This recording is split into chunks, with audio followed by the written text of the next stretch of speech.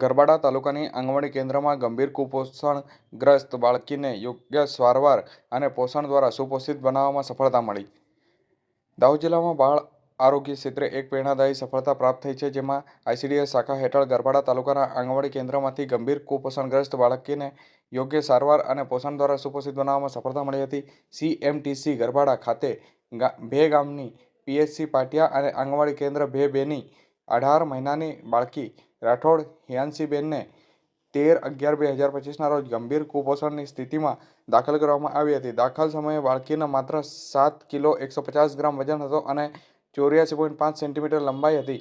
MUAC 11.7 centimetre અને Z-સ્કોર 3HD નોંધવામાં આવ્યું હતું, જે ગંભીર કુપોષણ દર્શાવતું હતું. હિમોગ્લોબિન 8.4 ગ્રામ DL હતું, જે એનિમિયાની સ્થિતિ તરફ સંકેત આપતું હતું. તેનું લક્ષ્ય વજન 8.222 કિગ્રા નક્કી કરવામાં આવ્યું હતું. સીએમટીસી ખાતે નિયમિત તબીબી દેખરેખ, સંતુલન પોષણ આહાર, જરૂરી દવાઓ તથા માતાને યોગ્ય પોષણ માર્ગદર્શન આપવામાં આવ્યું હતું અને બાળકને સમયસર આરોગ્ય માત્રામાં આહાર આપવાની રીત પણ સમજાવવામાં આવી હતી.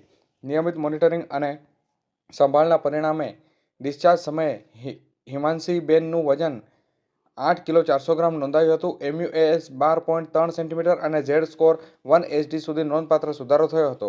આ રીતે બાળકીના લક્ષ્ય વજનના 15% સુધી જે પહોંચી શક્યા છે અને ગંભીર કુપોષણમાંથી તેને બહાર લાવવા સુપોષિત બનાવવામાં આવ્યું છે.